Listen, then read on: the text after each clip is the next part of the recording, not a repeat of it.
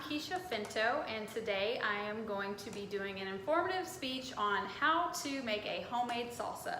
So the next time that you are asked to bring an appetizer or a side dish to a dinner party, you will be ready to go. It's super easy, super quick, inexpensive, only 4 ingredients. So I have a little helper here that's going to help me make my homemade salsa. What do we do first whenever we cook? We wash our hands, so we're going to rinse our hands real quick, and then we're going to start our homemade salsa. Just so you know, our 4 ingredients are going to be rotel, 1 can of whole tomatoes peeled, garlic salt to taste, and then we have some fresh cilantro. You got it? And then as far as preparing our dish, we need a colander and a blender. So, we got it? Are we all dry? Okay, come on over here. So first off, what we'll do with our canned goods, we are going to take the lids off, and then we are going to pour them into our colander. Be sure, my mom always taught me this, be sure you rinse your canned goods before, because there's nasty, dirty germs on top of your can, so you want to rinse that can off, dry it, and then we're going to open it with our little can opener. Jordan, do you want to pour our rotel into our colander? Sure. Sure.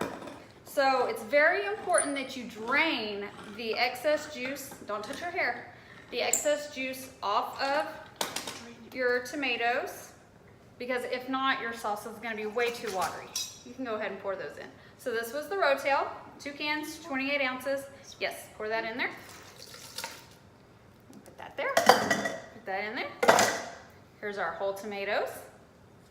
Pour that in. Yep. Oh, good job. So our tomatoes are in our colander, drained. Shake it about just a little bit.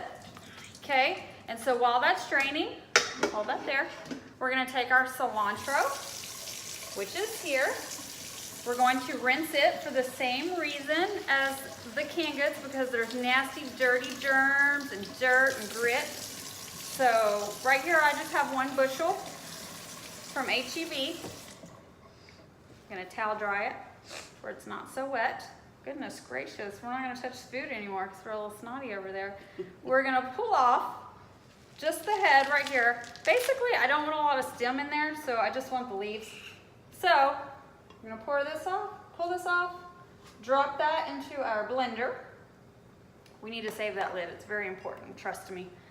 And then in goes our canned goods. I'm going to use the can to scoop our contents back in. Okay, so once we've added our cilantro, our tomato product, we are going to put our blender up here, and then we are going to use some garlic salt, and we're going to salt to taste. So this is the other important thing, is that we don't want to over salt, because if you put too much salt in, it's ruined, okay? So we're going to sprinkle a little bit of salt. If it's not salty enough, later we can add more salt. So go ahead, do a little sprinkle on the top. Oh, you can do a little bit more. Go ahead. Okay, great. Thank you, Jordan. And we put all our ingredients in our blender. And for this part right here, we are going to pulse the blender. We are not going to mix it. We're not going to puree it. Depending on what kind of consistency that you're going to want is how long you're going to press that pulse button for.